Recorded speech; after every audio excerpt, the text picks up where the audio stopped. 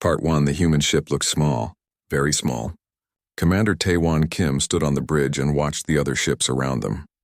The alien vessels were huge. Some were as long as 20 football fields.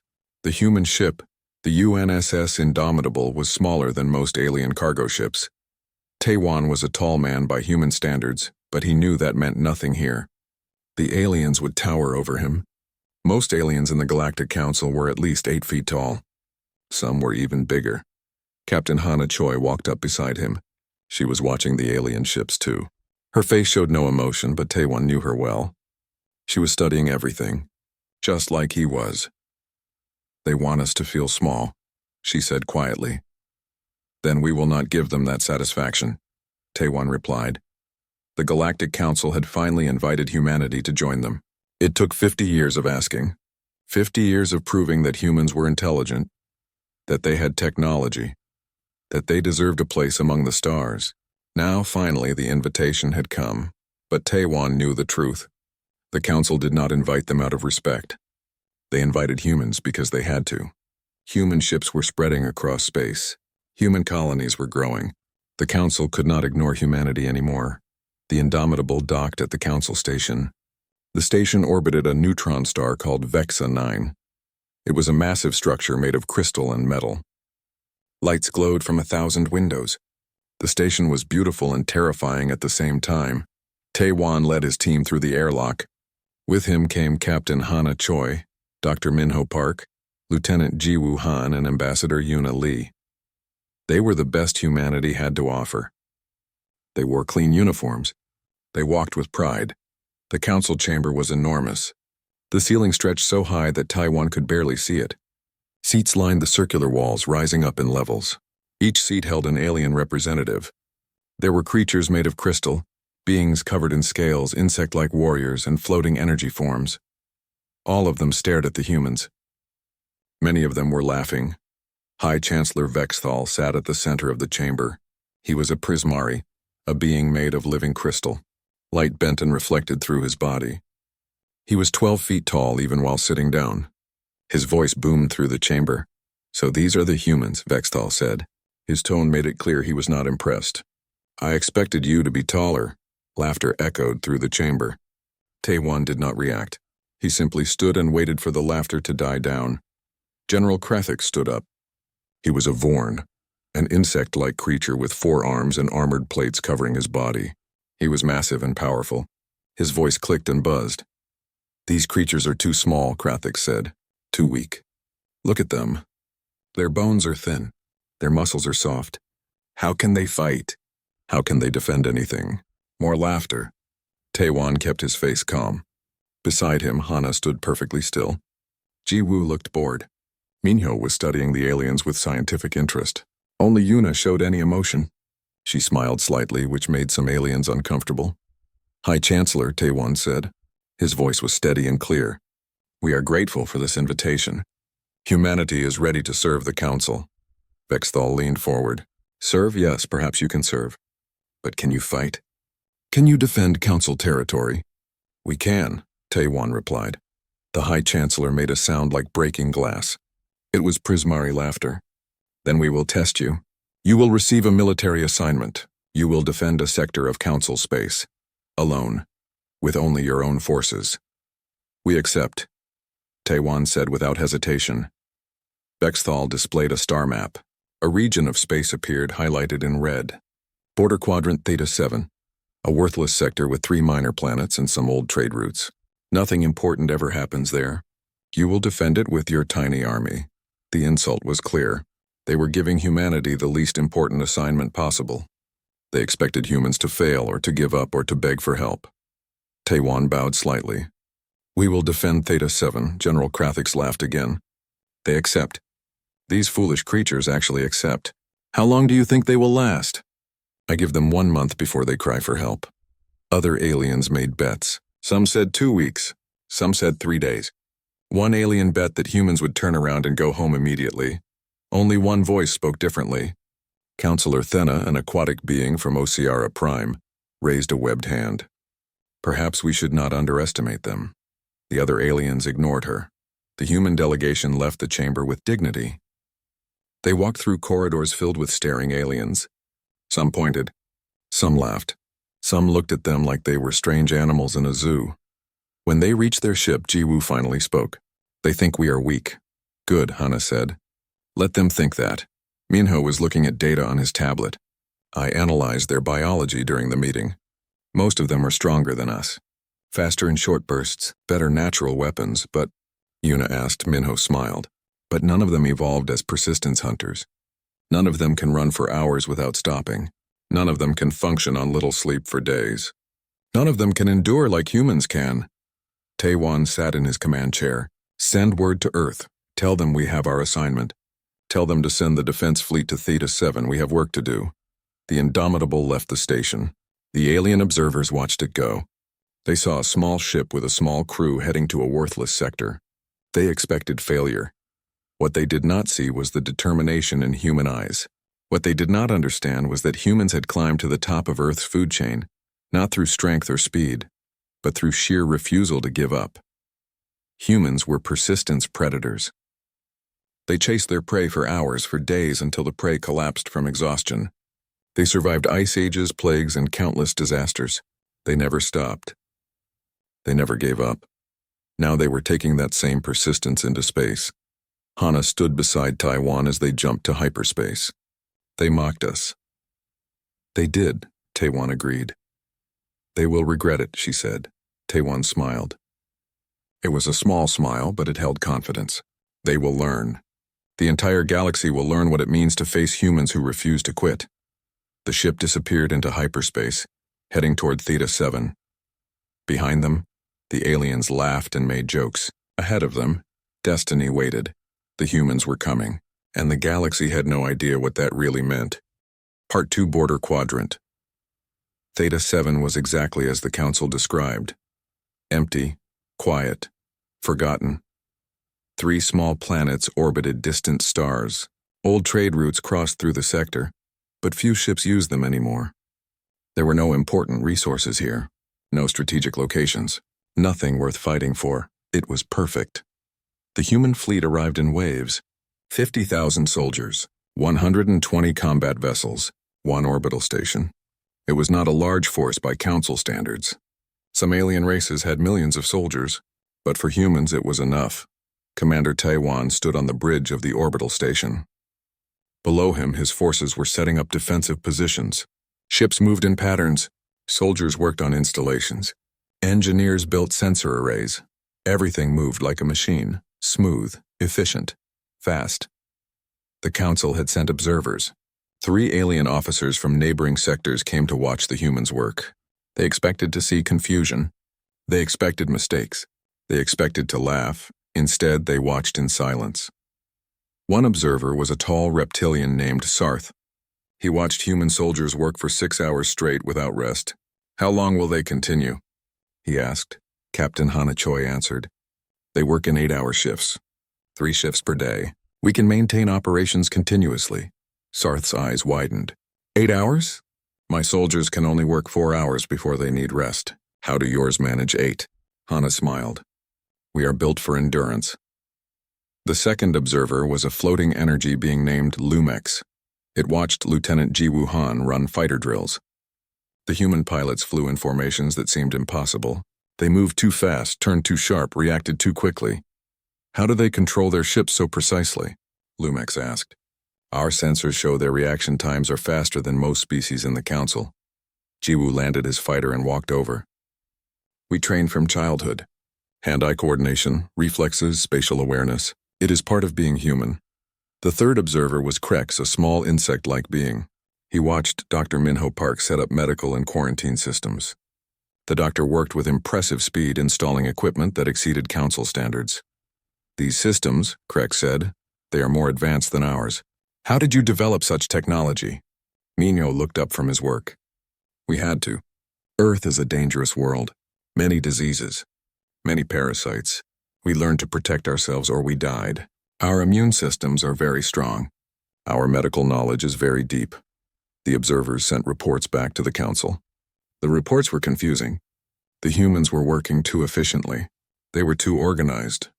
They never seemed to tire.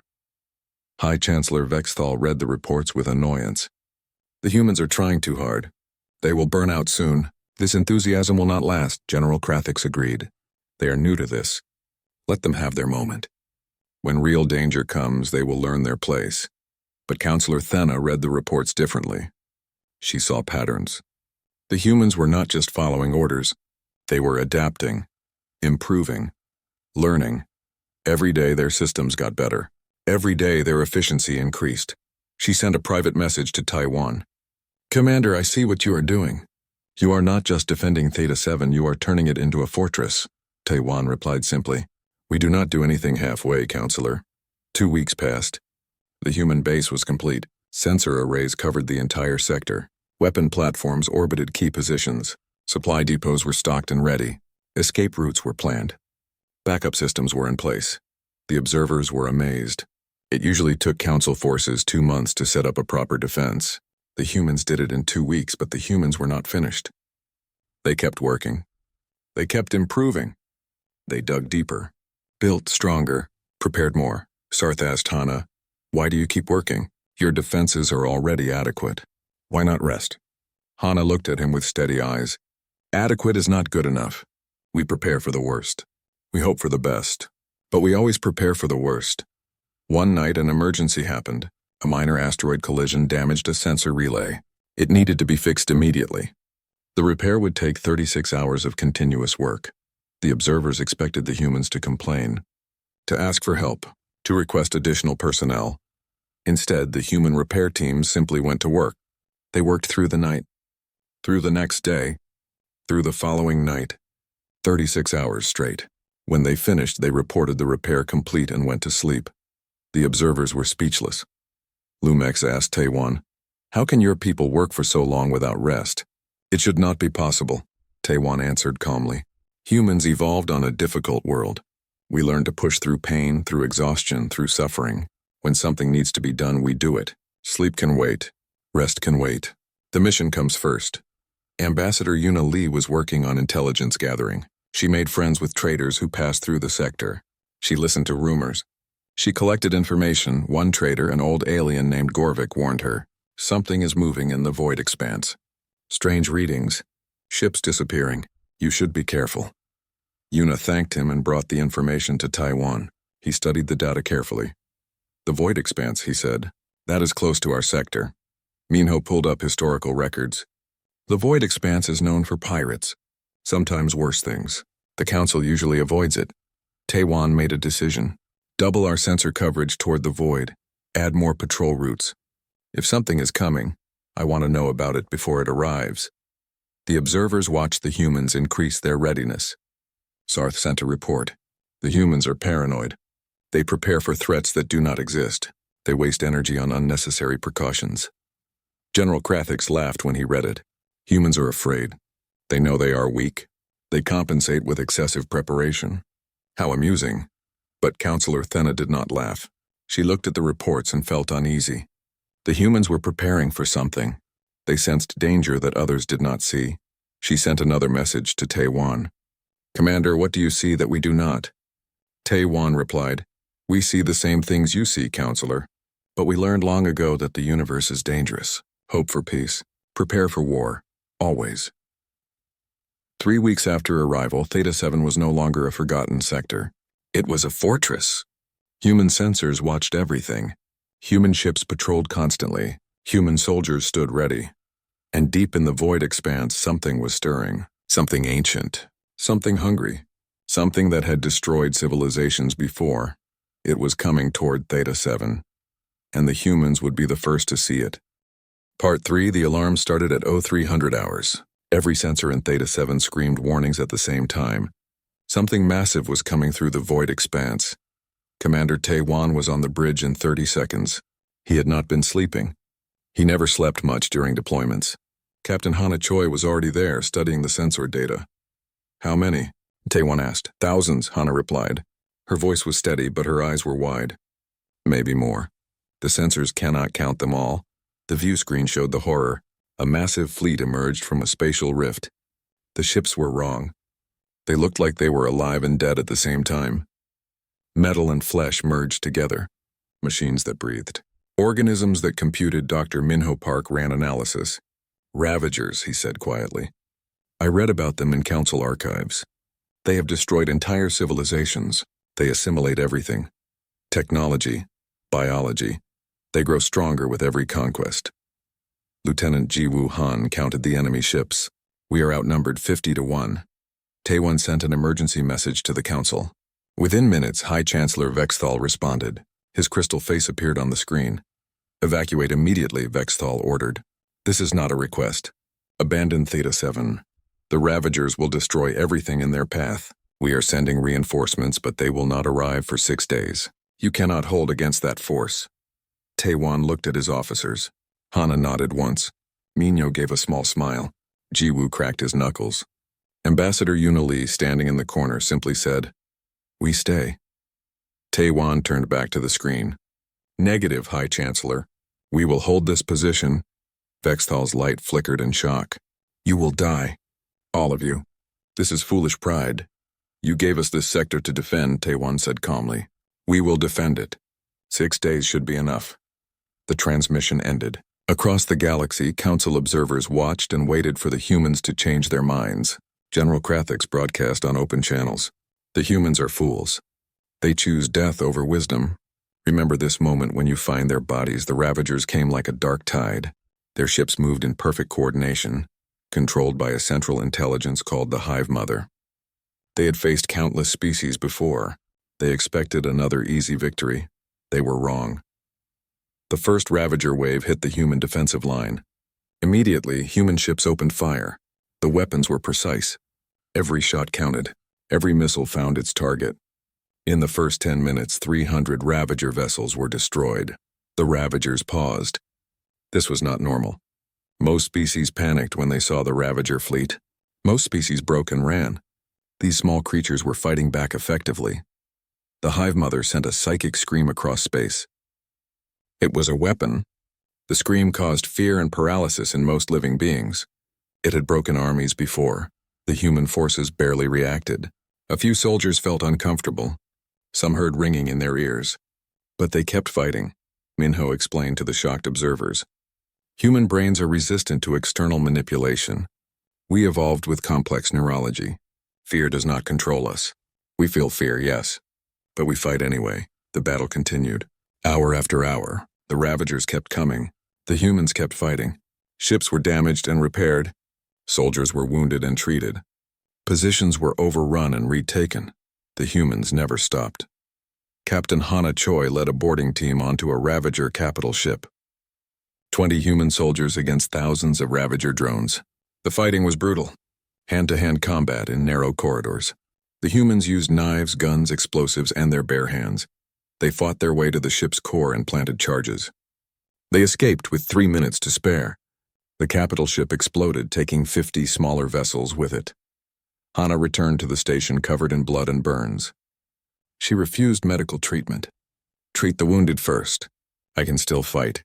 Lieutenant Jiwoo Han flew mission after mission, 72 hours without sleep. His fighter was damaged multiple times. He made emergency repairs between battles. His reaction times never slowed. His aim never faltered. On his 100th sortie, his fighter was critically damaged. He could have ejected. Instead, he aimed his dying ship at a Ravager command node and crashed into it at full speed. The explosion destroyed the node and disrupted Ravager communications for an entire sector. Jiwoo ejected at the last second. He was picked up by a rescue team. When they brought him back, he simply asked, "When is my next flight?" The council observers watched in disbelief. The humans had been fighting for 3 days straight. 3 days without rest. 3 days of constant combat, and they showed no signs of breaking. Sarth, the reptilian observer, sent a message. This should not be possible. No species can maintain combat operations for this long. Their performance should be degrading. But it is not. How? On day 4, the Ravagers launched a massive assault. They sent every remaining ship at once.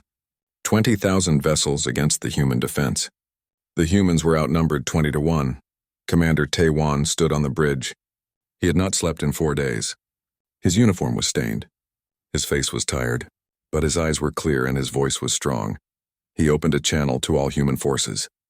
Every ship, every station, Every soldier, listen to me, he said. We are tired. We are wounded. We are outnumbered, but we are not beaten. Humanity did not climb out of Earth's oceans to surrender now. We did not cross the stars to run from a fight. We survived ice ages. We survived plagues. We survived extinction events. We outlasted everything Earth threw at us, and we will outlast this, he paused. Then he said 3 words that would echo through history. We hold the line. 50,000 human voices answered. We hold the line, the Ravagers charged. The humans met them with fire and fury. The battle raged for 18 straight hours. The orbital station was breached. Ravager drones poured inside. Human Marines fought them in the corridors. When ammunition ran out, they used knives. When knives broke, they used metal bars. When they had no weapons, they used their fists. The alien observers watched the security footage. They saw humans fighting with broken bones, with burns covering half their bodies, with wounds that should have killed them. But the humans kept fighting. One human soldier was surrounded by 12 Ravager drones. She had no weapon, no armor. She was bleeding from multiple wounds. The observers expected her to die. Instead, she grabbed a broken pipe and charged. She killed 6 drones before reinforcements arrived. When medical teams reached her, she refused evacuation. My post is not secured. I stay. The Ravagers had never encountered anything like this. Species were supposed to break, supposed to surrender, supposed to die quietly. Humans did not break. They bent, they bled, they fell, but they got back up. They kept fighting. They never stopped. By day 5, the Ravager fleet was shattered. They had lost 80% of their forces. The Hive Mother, ancient and powerful, felt something it had not felt in 1,000 years. Fear. The remaining Ravagers began to retreat. They fled back toward the void expanse. The human forces pursued them, destroying every ship they could reach. On day 6, the Council reinforcements arrived. A massive fleet led by High Chancellor Vexthal and General Krathix emerged from hyperspace.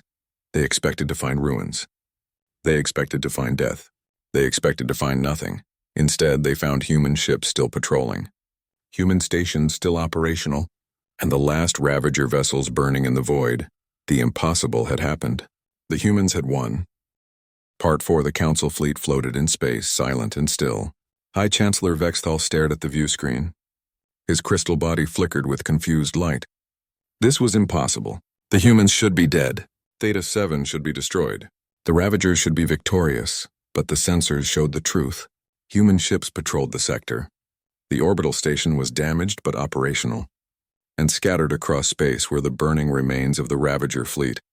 Commander Taewan's voice came over the communication channel. It was calm and professional. Council fleet, this is Commander Kim. Sector Theta 7 is secure. Enemy force neutralized. We request medical supplies and technical support for repairs. General Krathix made a choking sound. His forearms trembled. How? How is this possible? Vexthal ordered immediate investigation. Send teams to every human position. I want detailed reports. I want to understand what happened here. The Council teams boarded human vessels and stations. What they found shocked them. Human soldiers stood at their posts, exhausted but alert. Many were wounded. Bandages covered burns and cuts. Arms hung in slings. Legs were braced. But they refused to leave their positions until properly relieved. Equipment was damaged but functional. The humans had made field repairs using anything available. Metal plates were welded over hull breaches.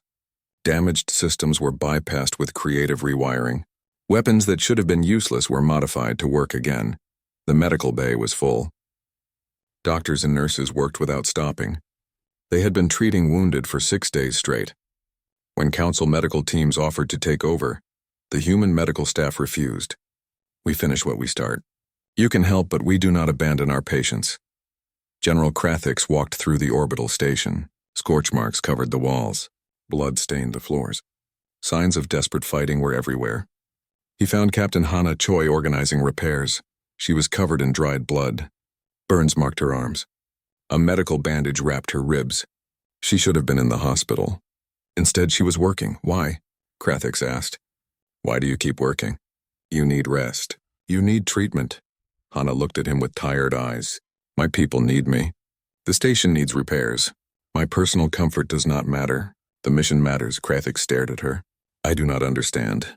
My species is twice your size. Our natural armor is stronger than your bones. Our strength is 10 times yours. Yet you fought longer and harder than should be possible. How? Hana smiled slightly. You fight until you cannot fight anymore. We fight until the job is done. There is a difference.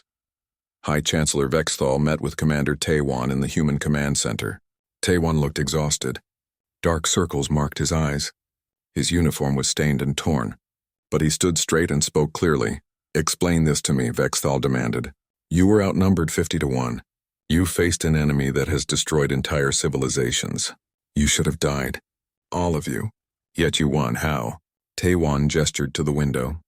Outside, human ships moved in careful patterns. Damaged but still flying. You see our size and think we are weak.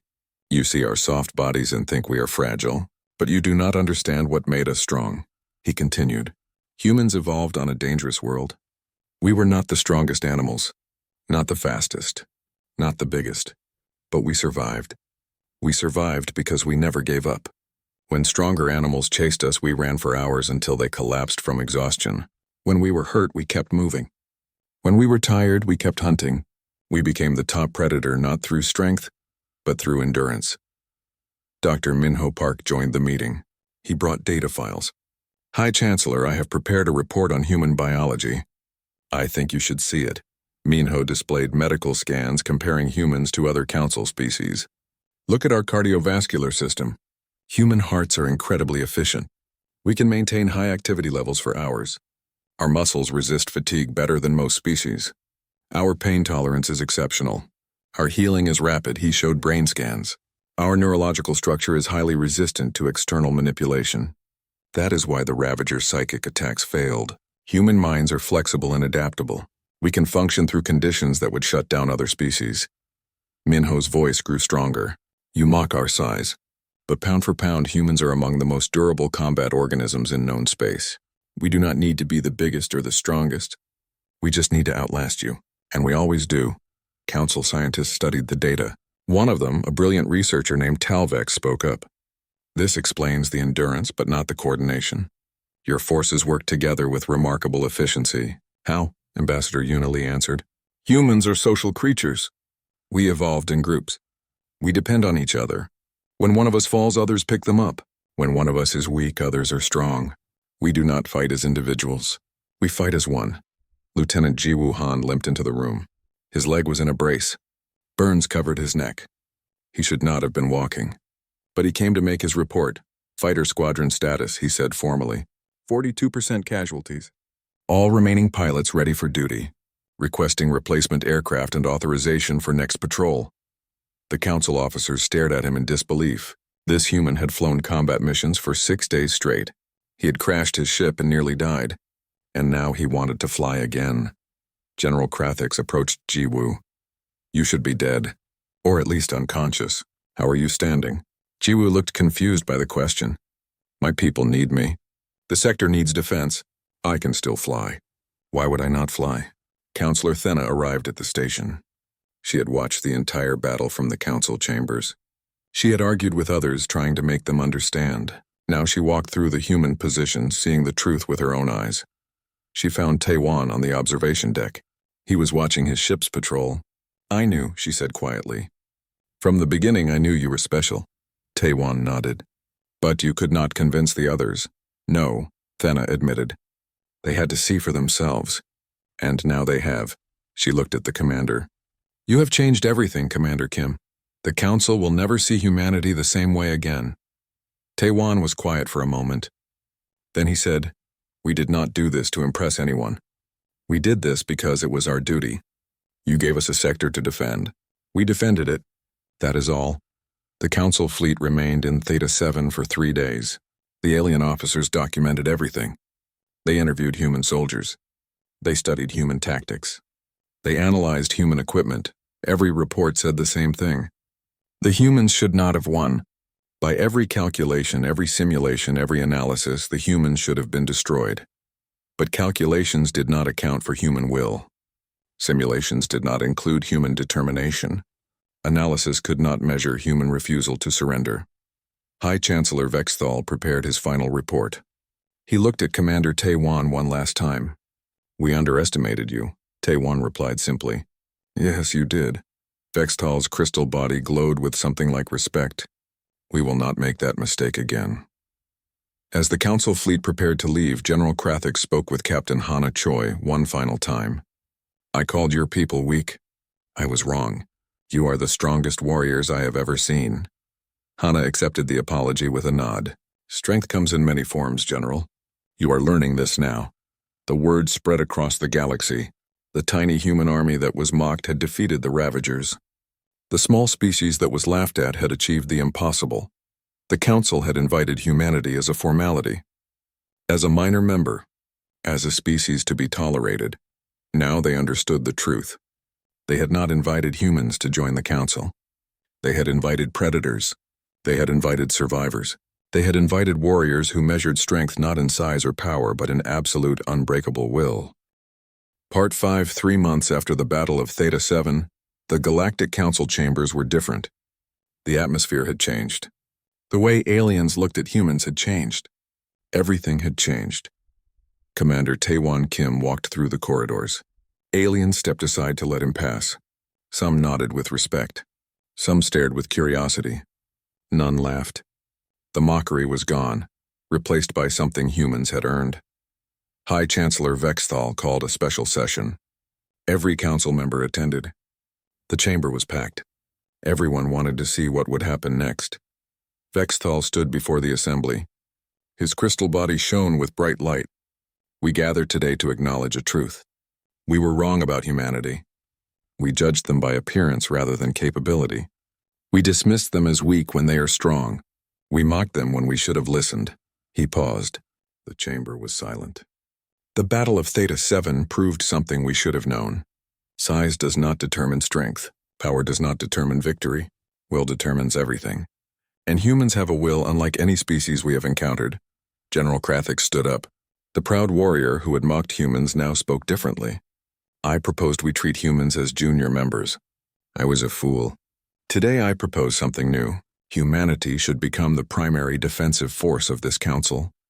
Murmurs filled the chamber. Some aliens agreed immediately.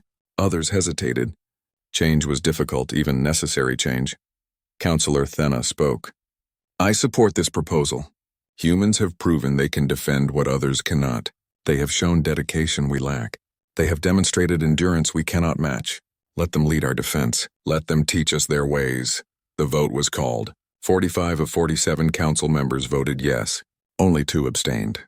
None voted. Numbered. Vexthal turned to Taewon. Commander Kim, the Council offers you the position of Grand Marshal of Council Defense Forces. You will command all military operations. You will have authority over all defensive fleets. Do you accept? Taewon stood. He looked at his team. Captain Hana Choi nodded. Dr. Minho Park smiled. Lieutenant Ji Woo Han gave a thumbs up.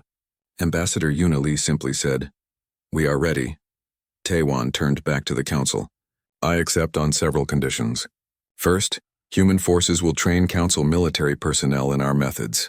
Second, Council species will respect human doctrine without interference. Third, humanity will maintain autonomous command while integrating with Council forces. Fourth, Earth and all human colonies will receive full Council membership with equal voting rights. Vexthal did not hesitate. All conditions are accepted. Welcome, Grand Marshal Kim. Welcome to full Council membership, humanity. The chamber erupted in sound. Some aliens cheered. Some made their species equivalent of applause. The noise was deafening and genuine. The news spread across the galaxy at light speed. Humanity, the species that was mocked 3 months ago, now led the Galactic Council's defense. The tiny army was now the most respected military force in known space. Captain Hana Choi opened a training academy on a neutral world. Soldiers from dozens of species arrived to learn human tactics. The first class had 500 students. Within a month, there were 5,000 applicants. The alien soldiers struggled. The human training was brutal. Long runs, endless drills, constant pressure. Many wanted to quit, but they watched human instructors do everything they asked students to do. If humans could endure it, so could they. Hana walked among the training grounds. She saw a Prismari soldier collapsed after a 10-kilometer run. The crystalline being was gasping, unable to continue. Hana knelt beside him. You want to quit? The soldier nodded. I cannot do this. Prismari are not built for endurance. Hana helped him stand. No species is built for this. But every species can learn. Pain is temporary. Pride is permanent. You can do this. I believe in you. The Prismari soldier finished the run. It took him 2 hours. But he finished. When he crossed the finish line, Hana was there waiting. Well done, soldier. Tomorrow we do it again. Lieutenant Jiwoo Han ran a fighter pilot academy. He taught aliens the human approach to combat flying. Flexibility, creativity, reflexes, trust in instinct. One student, a young Vorn named Klaxis, struggled with creative thinking. His species followed rigid patterns. Improvisation was difficult. Jiwoo took him on a training flight. Forget your training manual. React to what happens. Trust your body. Trust your mind. Do not think. Do. Jiwoo put Klaxis through impossible scenarios. Asteroid fields. Enemy ambushes. System failures. Each time Klaxis had to react instantly. No time to think. No time to follow procedures. After 3 hours, Klaxis landed his fighter. He was shaking. I did things that should not be possible. I flew by instinct, Jiwoo smiled. Now you understand. Humans do not follow rules in combat. We adapt, we improvise. We survive. And now you can too. Dr. Minho Park established a research center. Humans and aliens worked together, studying what made each species strong. They shared knowledge. They learned from each other. Minho discovered that some species had advantages humans lacked. Better eyesight, stronger natural armor, longer lifespans. But humans had advantages no one else possessed. Endurance, adaptability, psychological resilience. He published papers. He gave lectures. He taught aliens what it meant to be human. And humans learned what it meant to be part of something bigger than one species. Ambassador Yuna Lee worked in the council chambers. She helped humans integrate into galactic politics. She built alliances. She solved disputes. She made sure human voices were heard. One day, a minor species came to her. They were being threatened by pirates. The council had ignored their requests for help. Can you help us? They asked. Yuna smiled. Yes. Humans do not abandon those who need help. We will send ships. A human patrol fleet arrived at the threatened world. The pirates fled immediately. They had heard stories about humans. They knew better than to fight. In Theta 7, a monument was built. It honored the 8,000 humans who died defending the sector. Representatives from every council species attended the dedication ceremony. High Chancellor Vexthal gave a speech. These humans gave their lives defending a sector we called worthless. They fought an enemy we thought unbeatable. They stood when we expected them to run. Their sacrifice changed the galaxy. We will never forget them. 5 years passed. Grand Marshal Taewon Kim stood on the bridge of a new ship. The UNSS Perseverance was the flagship of the Council Defense Fleet. It was 10 times larger than the Indomitable. It carried crew from 20 different species, but the command crew was still the same. Captain Hana Choi, Dr. Minho Park, Lieutenant Jiwoo Han, Ambassador Yuna Lee. They had been through war together. They would face whatever came next together. A new threat appeared on the edge of Council space. Another invasion. Another enemy. The fleet mobilized. General Krathix was now Taewon's second in command. The proud warrior had learned humility. He approached the Grand Marshal. Fleet reports ready. All stations operational. Your orders? Taewon looked out at the enemy fleet. They were outnumbered 3-1. He smiled slightly. By now he knew the truth. Numbers did not matter. Strength did not matter. Only will mattered, he spoke clearly. His voice carried to every ship in the fleet. Humans and aliens alike heard his words. Standard human doctrine. We hold the line. Across the fleet, spanning hundreds of vessels and dozens of species, thousands of voices answered as one. We hold the line. The battle cry echoed through space. Humans had taught the galaxy a new way to fight. Not with overwhelming strength. Not with superior technology. But with absolute refusal to surrender. The aliens had mocked the tiny human army. They laughed at human size. They dismissed human strength. They expected humans to fail, but they learned. They learned that human strength was not in muscles or weapons. It was in the heart. In the mind.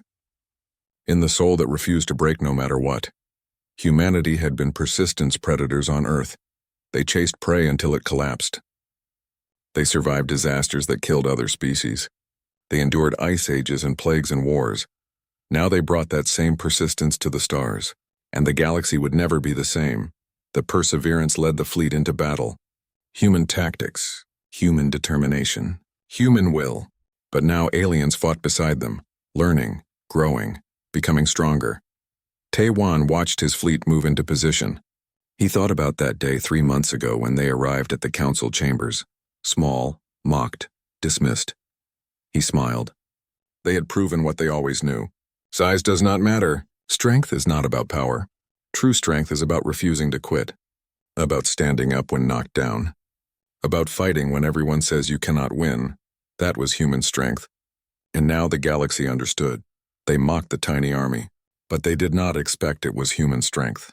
And human strength was enough to change the universe.